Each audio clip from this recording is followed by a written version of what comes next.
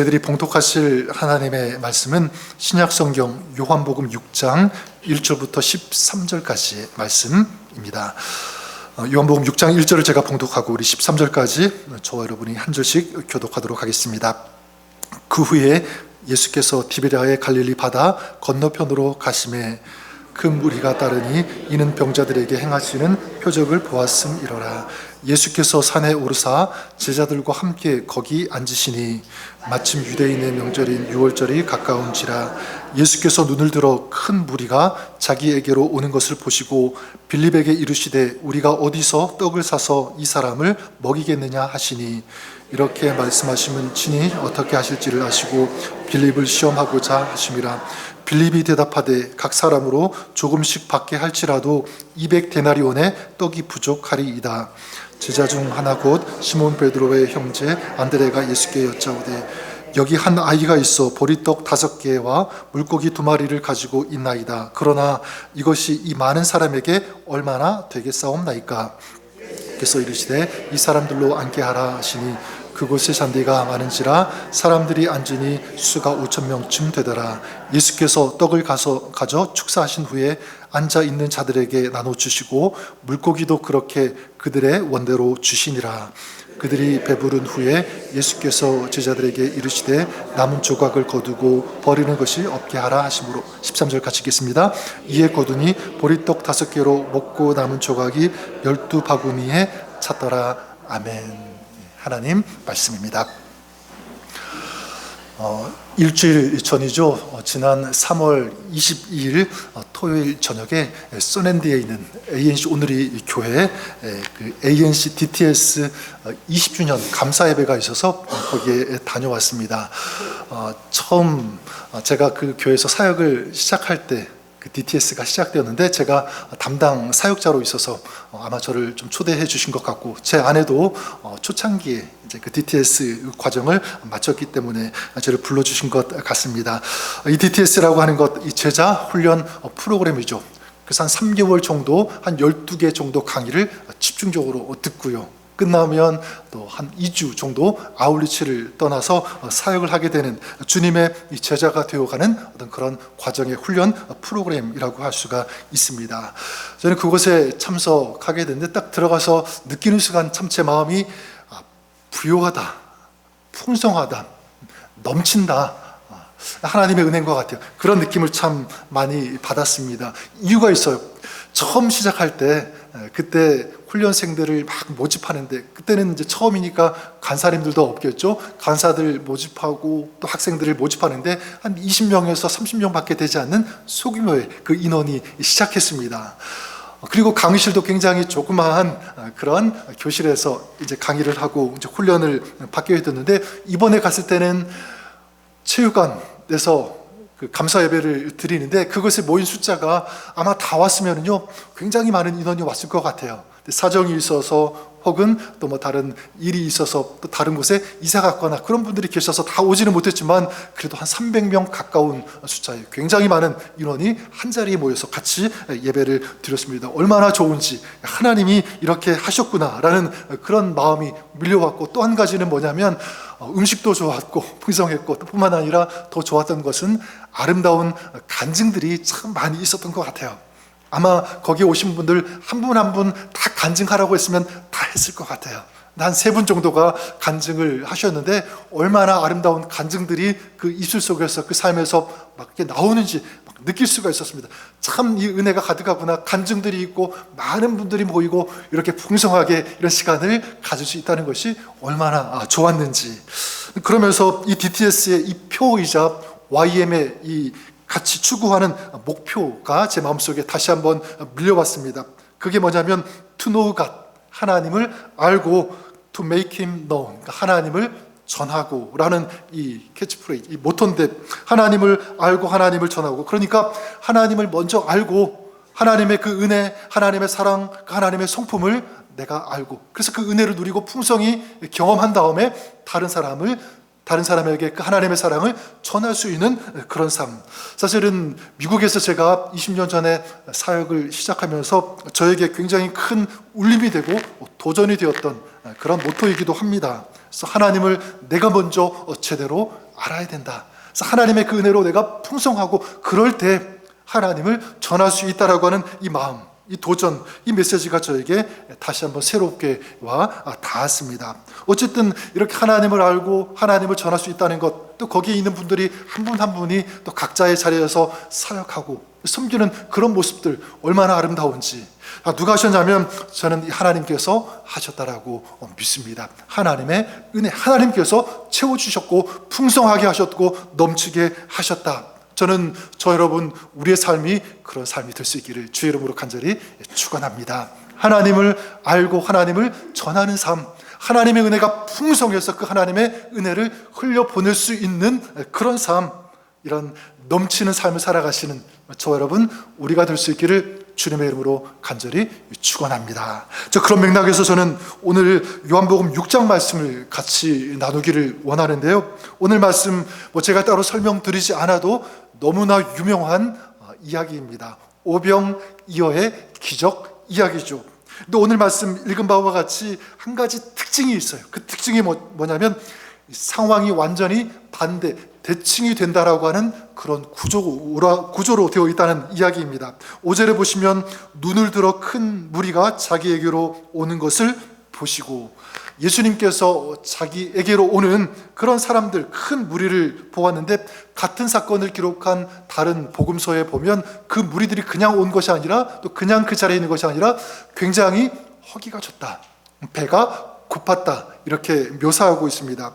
그래서 6절에 빌립이 각 사람으로 조금씩 받게 할지라도 200데나리온의 떡도 부족합니다, 이렇게 얘기하죠.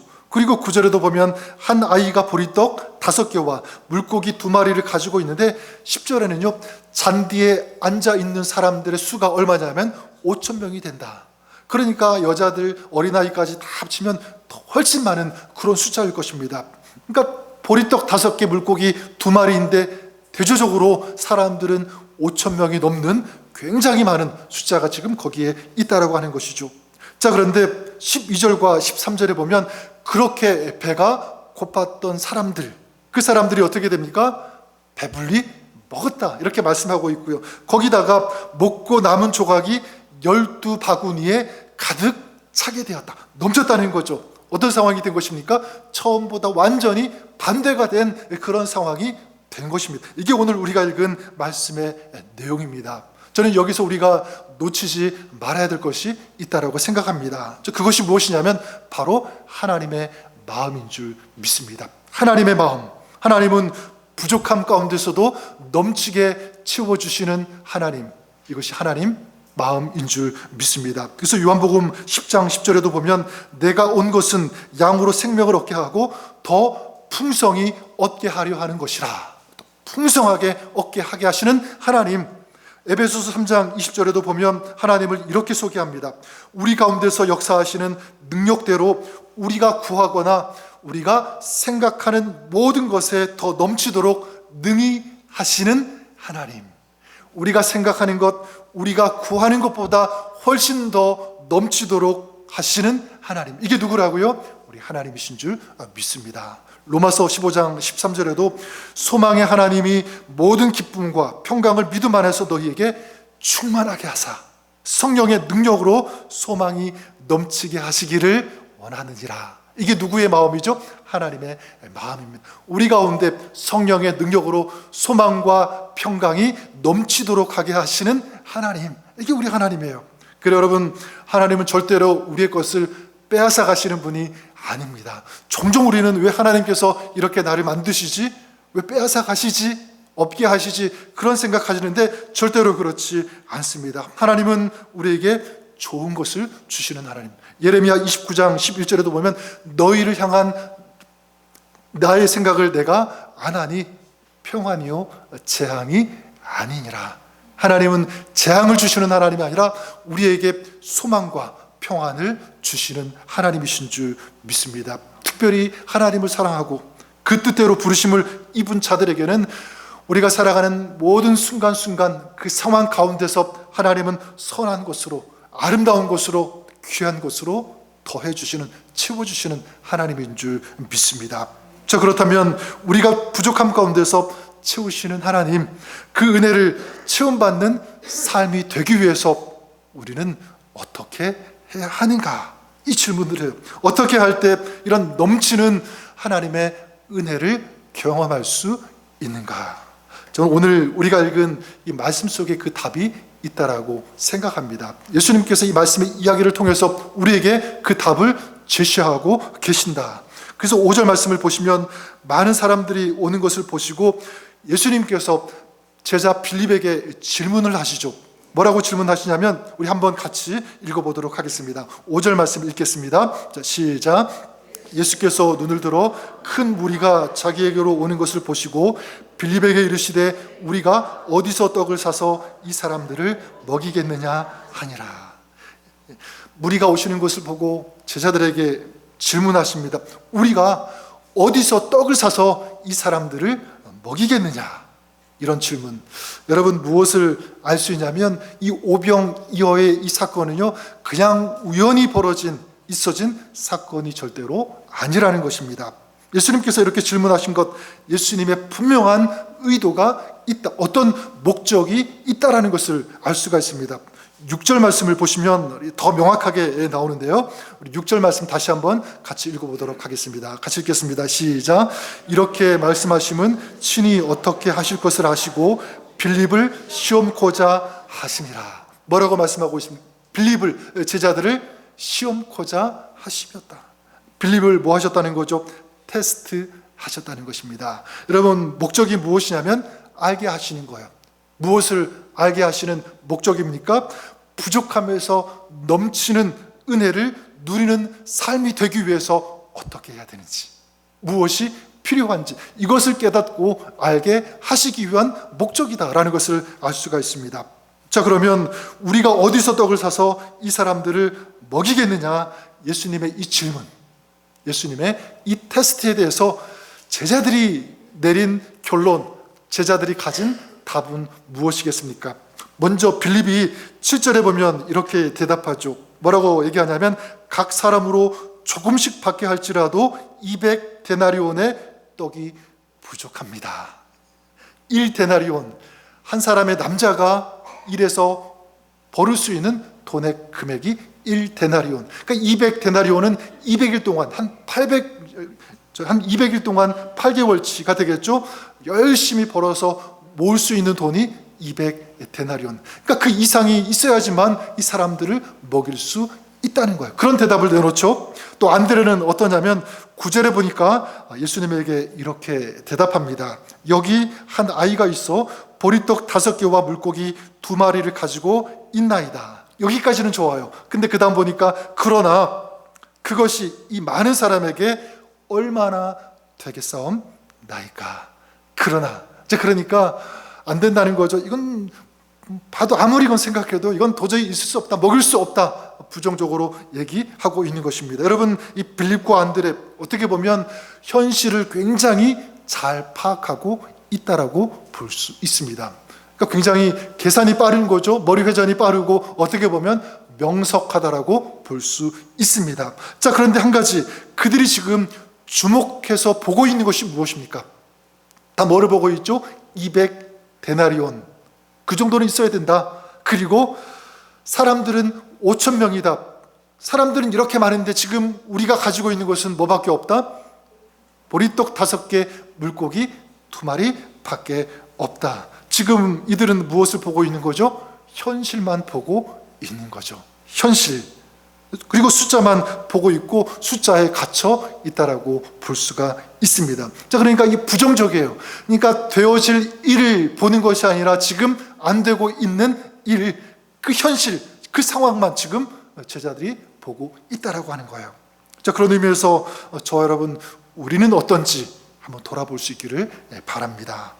우리도 살다 보면 풀리지 않은 어떤 실태라와 같이 얽힌 그런 문제들 아마 있을 것입니다. 이게 좀 채워지면 좋은데 여전히 부족하고, 그래서 실망이 되고 두려움에 빠지는 그런 문제들, 일들 얼마든지 있을 거예요. 자, 그런데 여러분, 그럴 때 우리는 어떻게 합니까? 제자들이 그랬던 것처럼 현실만 바라볼 때가 참 많이 있는 것 같아요. 이 정도는 있어야 되는데, 얼마가 있어야 되는데 자꾸 이걸 계산하는 거죠. 그리고 실망해버리고 이제는 도저히 안 된다라고 내가 판단하고 내가 결정되어 버리는 그런 일들, 그런 모습이 우리의 모습 아니겠습니까? 자, 그런데 주님은 이 시험을 어떻게 해결하셨을까? 주님은 어떻게 하셨는가? 이것이 오늘 본문에서 우리가 주목해야 하는 저는 가장 중요한 이슈라고 생각합니다. 자, 예수님께서 빌립에게 하신 이 질문, 이걸 우리가 기억할 필요가 있는데 뭐라고 질문하셨죠? 우리가 어디서 떡을 사서 이 사람들을 먹이겠느냐? 어디서라고 하는 이 단어를 여러분 꼭 기억하십시오. 전 여기에 예수님께서 제자들에게 주시고자 하는 이 정답, 힌트가 들어있다라고 생각해요. 어디서? 빌립과 안드레는 이 말을 주목하지 못했어요. 어디서 과연 이 먹을 것을 얻을 수가 있는가? 체험받을 수 있는가? 어디에서부터?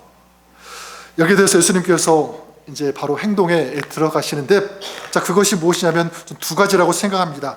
첫 번째는 이것입니다. 불충분하고 부족한 현실을 바라보는 것이 아니라 채우실 전능하신 하나님을 바라보는 것. 다시 말해서 하늘을 바라보는 것. 이것이 필요하다. 저는 우리들이 그럴 수 있기를 바랍니다. 오늘 우리 11절 말씀, 자, 예수님께서 어떻게 하시는지 우리 다시 한번 같이 읽어보도록 하겠습니다. 11절입니다. 시작.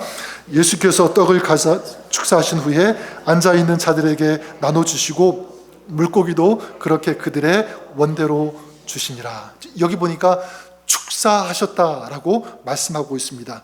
축사하셨다. 근데 같은 사건을 기록한 마태복음 14장 또 마가복음 6장 같은 경우에는 또 구체적으로 이렇게 말씀합니다. 하늘을 우러러 축사하셨다. 하늘을 우러러 looking up to heaven. 하늘을 우러러 보시면서 축사하셨다라는 것입니다. 지금 제자들은 어떤 모습이죠? 하늘을 우러러 보지 않죠. 하늘을 향하지 않습니다. 지금 가지고 있는 돈, 있어야 될 돈, 그리고 음식점, 그리고 가지고 있는 조그만 그 물건, 여기에 계속 그것만 보고 집중하고 있는 것인데, 지금 예수님은 무엇입니까? 예수님의 해결책은 바로 그 현실이 아니라 무엇이었죠? 하늘이었습니다. 예수님은 불가능의 현실을 보신 것이 아니라 눈을 들어 하늘의 하나님, 전능하신 하나님을 바라보신 줄 믿습니다. 5년 전 그 팬데믹이 시작되었죠.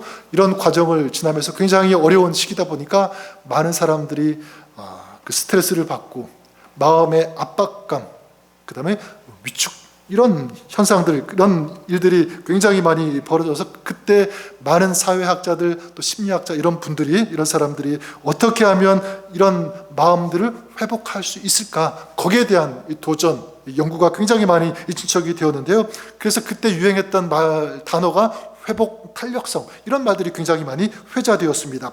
실패했을 때 좌절하더라도 다시 일어설 수 있는 능력, 이 능력을 가져야 된다. 이걸 배양하고 이걸 키워야 된다, 개발해야 된다라고 하는 시도, 어떤 이런 연구가 굉장히 활발하게 일어났는데, 대표적으로 이 게일 가젤이라고 하는 이 교수가 어떤 책을 썼냐면 하버드 회복 탄력성 수업이라고 하는 그런 이 제목의 책을 썼는데, 거기에 보면 회복 이 탄력성을 어떻게 개발하고 키워야 될지 여러 가지 몇 가지를 소개하는데, 대표적인 것이 인간 관계가 중요하다. 이걸 키워야 된다. 그리고 끈기, 그 다음에 마음의 어떤 유연성, 이런 것들을 제시하는데, 근데 그 서론의 첫 번째 가장 먼저 제안하는 것이 참 마음에 와닿았습니다. 인상적인 건데 저는 이게 맞다고 생각해요. 뭐라고 말하냐면 뇌의 머리 회로를 먼저 바꿀 수 있어야 된다라고 얘기합니다. 뇌의 이 회로를 바꾼다는 것, 좀 어려운 용어일 수도 있지만, 그러니까 마음가짐이라고 할 수가 있고, 생각, 그리고 보는 것, 그리고 보고 해석하는 이 관점을 바꿀 수 있어야 된다. 그러니까 이 진정한 이 회복은 어디서부터 일어나냐면 그 보는 것, 마음가짐, 여기에서 시작된다라고 하는 거예요. 자, 그러면서 많은 학자들이 대표적으로 종종 드는 예가 있는데 이런 거예요. 어떤 가정에 쌍둥이 형제가 있는데요. 이 쌍둥이 형제가 어느 날 학교에서 10문제 시험을 치르게 되었습니다. 이제 시험을 보고 이 형제가 집으로 돌아왔겠죠. 이제 엄마를 만나게 되는데 큰 형 쌍둥이가 엄마를 보면서 침울해하면서 풀이 죽어서 뭐라고 얘기하냐면, 엄마, 제가 10문제 중에서 한 문제 틀렸어요. 그러는 거예요. 몇 문제 맞은 거죠? 9문제를 맞은 거예요. 한 문제 틀린 것 때문에 풀이 죽어가지고 기가 죽어가지고 한 문제 틀렸어요. 이제 그러는 거예요. 근데 쌍둥이 동생이 이제 뭐라고 얘기하냐면, 뭐가 기분이 좋은지 막 얼굴이 환해가지고 엄마한테 이렇게 얘기했다고 합니다. 엄마, 저는 9문제 빼고 다 맞았어요. 9문제 빼고 다 맞았어요. 몇 문제 맞은 거죠? 한 문제 맞았는데 그렇게 기분이 좋은 거예요. 여러분, 학자들은 얘기합니다. 어떤 아이가 회복 탄력성이 더 큰가? 어떻게 건강하게 그렇게 진취적으로 또 성공적인 인생을 살아갈 수 있겠는가라고 할 때 두 번째라고 얘기합니다. 큰 아이는 틀린 문제 하나밖에 되지 않지만 거기에 집중했어요. 그렇죠? 근데 두 번째 아이는 틀린 문제를 집중하는 것이 아니라 자기가 맞춘 그 문제를 본 거라고 하는 거죠. 작년 말인가 언제 제가 설교 중에 믿음의 반대말은 무엇입니까? 이렇게 질문을 드려본 적이 있습니다. 여러분 기억하시는지 모르겠지만 믿음의 반대말, 믿음 없음, 의심, 이런 것일까요? 제가 드린 답은 바로 믿음의 반대말은 계산이다, 이렇게 말씀드린 적이 있습니다. 계산하는 것, 이것이다. 결국 계산하는 것이 뭐예요? 지금 있는 것, 제자들이 그랬던 것처럼 그것만 보는 것, 이것 아니겠습니까? 대표적으로 이 골리앗과 싸우고 마주하고 있었던 사울, 이스라엘 군사들이 그랬죠. 그들은 무엇을 보고 있습니까? 골리앗의 키가 얼마나 되는지, 얼마나 장대한지, 그리고 골리앗이 어떤 무기를 얼마나 들고 있는지 계속 그것만 바라보고 있었다는 것입니다. 그랬더니 그들은 계속 이 두려움에서 벗어나지 못했죠. 그리고 그 전쟁에서 승리할 수가 없었어요. 그런데 다윗은 어떻게 했습니까? 다윗은 골리앗이라고 하는 이 두려움의 현실은 똑같이 가지고 있었어요. 그런데 그 현실 속에서 동시에 누구를 바라보았습니까? 그것만 바라본 것이 아니라 하늘의 하나님, 전능하신 하나님을 바라본 줄 믿습니다. 너는 칼과 단창으로 내게 오지만 나는 만군의 여호와의 이름으로 너에게 나아가노라. 하나님이었어요. 여러분, 다윗의 이 다윗 때문에 중요한 그 이유는 뭐냐면 저 하나님을 바라봄의 대상이었다고 믿습니다. 다윗 항상 좋은 일만 있었던 거 아니죠?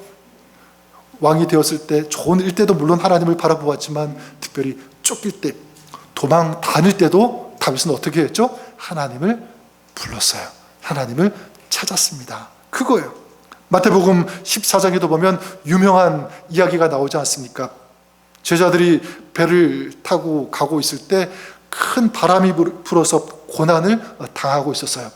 그때 예수님께서 이 바다 위를 걸어서 제자들에게 오실 때, 그때 베드로가 뭐라고 얘기합니까? 예수님, 저도 바다 위를 걸어서 예수님에게 갈 수 있도록 해 주십시오. 그렇게 요청을 했더니 예수님께서 베드로에게 그럼 오라 라고 했더니 베드로가 어떻게 합니까? 바다 위를 걸어서 예수님에게 가게 되죠. 그런데 어떤 일이 벌어지게 됩니까? 가다가 그만 물에 빠지게 됩니다. 여러분, 왜 그랬을까? 어떻게 물에 빠지게 되었을까? 베드로는 다시 무엇을 본 거예요? 바람을 보고 무서워했기 때문에 성경은 이렇게 말씀하고 있습니다. 여러분, 그러니까 똑같은 상황, 바람이 불 때 고난당하고 있을 때 자기들에게 찾아오시는 예수님을 바라보고 있었어요. 예수님을 고정하고 있었습니다. 자, 그랬던 그가 다시 바람을 본 거예요. 그러니까 바람이라고 하는 현실을 바라보면서 다시 그 시각의 그 눈 높이가 위에서 아래로 내려온 거죠. 현실을 주목하고 있는 것입니다. 다시 한번 우리 자신이 나 자신을 한번 돌아보며 생각해 볼 수 있기를 바랍니다. 나는 갈급할 때, 고난당할 때, 인생에 부족한 문제가 찾아올 때 나는 정말 찾고 있는 것은 무엇인가? 이거예요. 나는 무엇을 바라보고 있는가? 저는 예수님께서 그러셨던 것처럼 하늘의 하나님을 바라보시는 저와 여러분, 우리가 될 수 있기를 주님의 이름으로 간절히 축원합니다. 내가 산을 향하여 눈을 들리라. 나의 도움이 어디서 올꼬? 나의 도움은 천지를 지으신 여호와에게로소이다. 시편 기자가 고백했던 것처럼 우리의 도움은 하늘에서 내려오는 줄 믿습니다. 그 하늘에서 내려오는 그 도움이 진정한 우리의 힘이 되고 능력이 되고 승리가 되게 하는 줄 믿습니다. 그래서 우리가 어떤 상황 가운데 있든지 우리의 마음이, 우리 시선이 주님을 향할 때 주님께서도 우리에게 은혜를 허락하여 주신다. 또한 주님을 바라볼 때 오늘 말씀에 5,000명이나 되는 사람들이 배불리 먹었던 것처럼 우리의 삶에도 하나님께서 채워주시는 그런 은혜의 역사가 일어나게 되는 줄 믿습니다.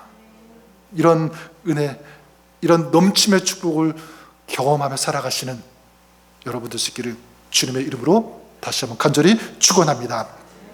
두 번째, 이 부족함 가운데 채우시는 은혜가 있기 위해서 우리가 어떻게 해야 되는가라고 할 때 두 번째 이렇게 말씀드리고 싶어요. 주님의 원리, 이 말씀의 원리를 따를 수 있어야 된다. 순종해야 한다는 것입니다.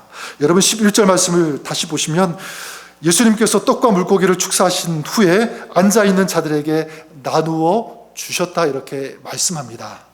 이거는 예수님께서 직접 나누어 주셨다기보다는요, 제자들에게 지금 이 떡과 물고기를 사람들에게 나누어 주어라 라고 하는 그 말씀이죠. 근데 여러분 이 상황을 한번 이렇게 마음속에 그려보시고 이 제자들의 입장에서 한번 생각해 보시면 어떨까 싶습니다. 여러분 지금 이 제자들이라면, 제가 이 제자들 중에 한 사람이라면 굉장히 당황스러웠을 것 같아요. 예수님께서 축사하신 다음에 떡과 물고기가 막 풍족하게 막 넘치게 채워져 가지고 그것을 나누어 주어라. 만약 그랬다면 어렵지 않죠. 편안하게 나누어 줬을 것 같아요. 근데 지금 그런 상황이 아니죠. 예수님께서 축사하신 다음에 들고 있던 그 떡과 물고기를 제자들에게 주시면서 이것을 떼어서 사람들에게 나누어 주라라고 하신 것입니다. 여러분, 근데 제자들 어떻게 합니까? 이건 도저히 머리, 지식적, 상식적으로는 이해가 되지 않아요. 맞지 않아요. 아니 이걸 어떻게 5,000명이나 된 사람들에게 나누어 줄 수 있습니까?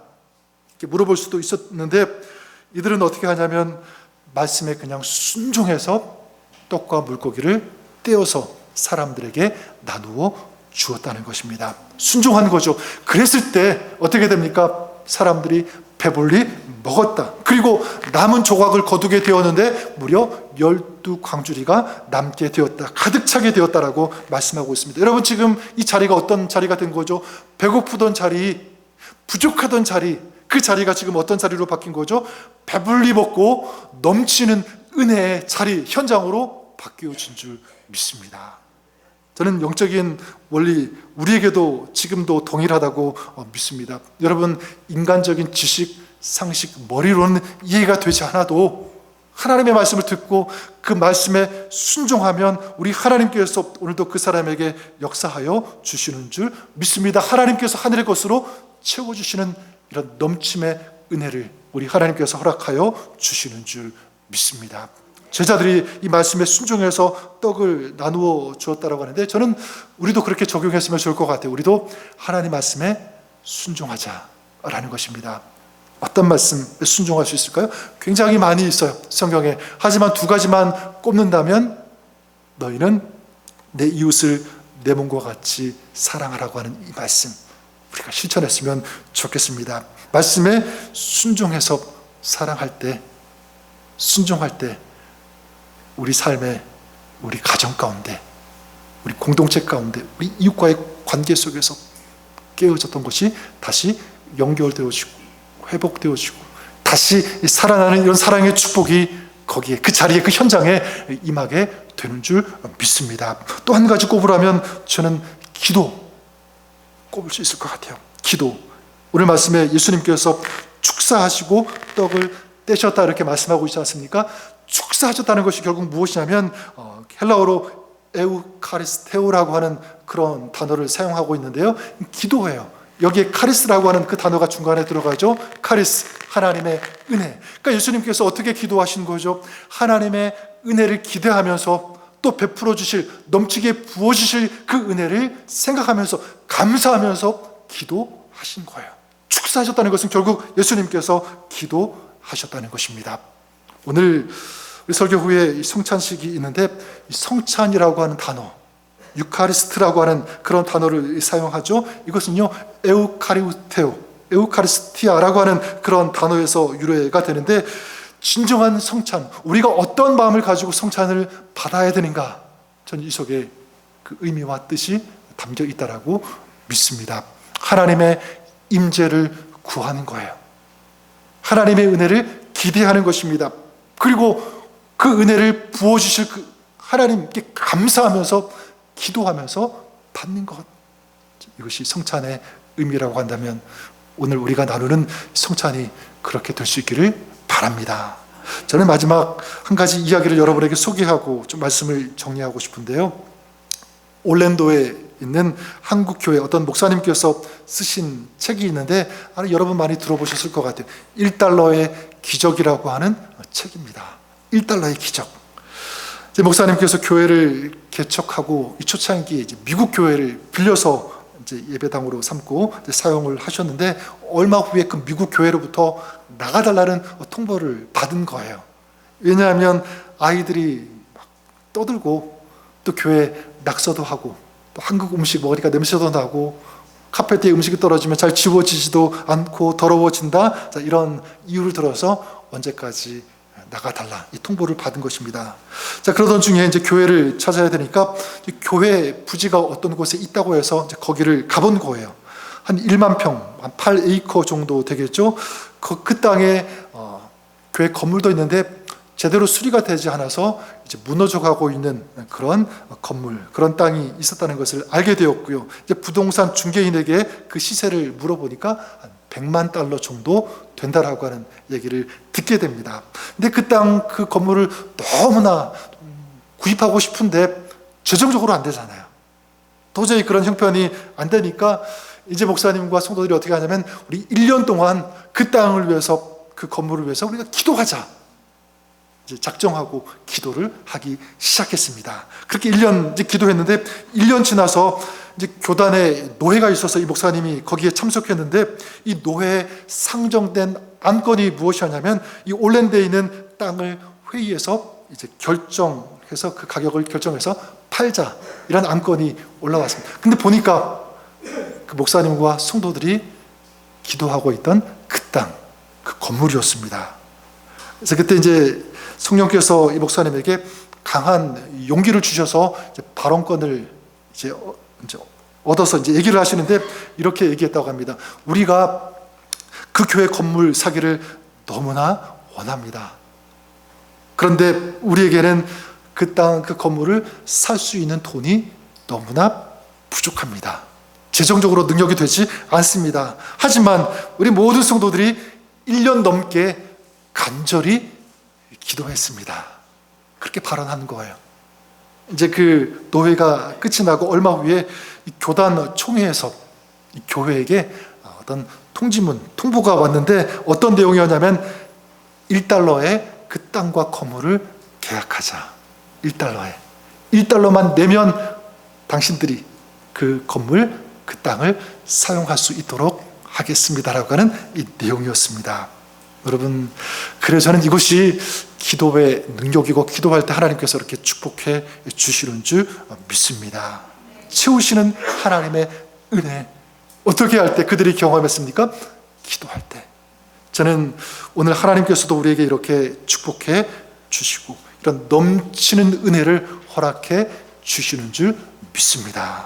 우리가 해야 하는 것 무엇입니까? 기도하는 것, 구하는 것인 줄 믿습니다. 앞에서 그랬던 것처럼 하늘을 우러러, 우리 이 시선이 하나님을 향하고 이 땅만 보는 것이 아니라, 없는 그 현실만 바라보는 것이 아니라 주님을 바라보고 주님께 기도할 때 주님께서 우리 가운데 부족함 가운데서 넘치도록 채워주시는 줄 믿습니다. 그래서 너희는 먼저 그의 나라와 그의 의를 구하라, 기도하라는 거죠. 하나님, 하늘의 그 뜻을 구하면서 하나님 바라보면서 구할 때, 그리하면 하나님의 약속은 이렇습니다. 이 모든 것을 너희에게 더하시리라. 너희에게 더하시리라. 더해 주시는 하나님. 우리가 주님을 바라볼 때, 구할 때, 기도할 때, 우리 주님께서 우리 인생 가운데, 우리 가정, 우리 마음 가운데 하늘의 것으로, 하나님의 방법으로 채우시고 더해 주시는 줄 믿습니다.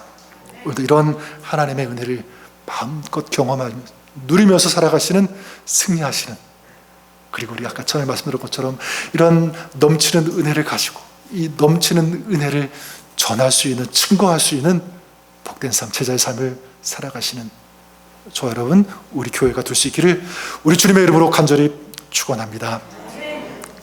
그럼 기도하겠습니다. 우리 기도할 때 우리 한번 이런 기도 우리 드렸으면 좋겠습니다. 하나님, 오늘 우리의 마음 가운데 이런 주님의 은혜가 넘치게 하여 주옵소서. 우리 기도합니다. 하나님의 은혜를 구합니다. 주님만 바라봅니다.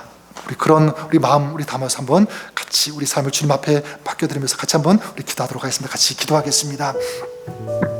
하나님 아버지, 오늘도 전능하신 주님만 바라보는 이 시간 우리의 마음, 이 삶이 되어지기를 간절히 소망합니다.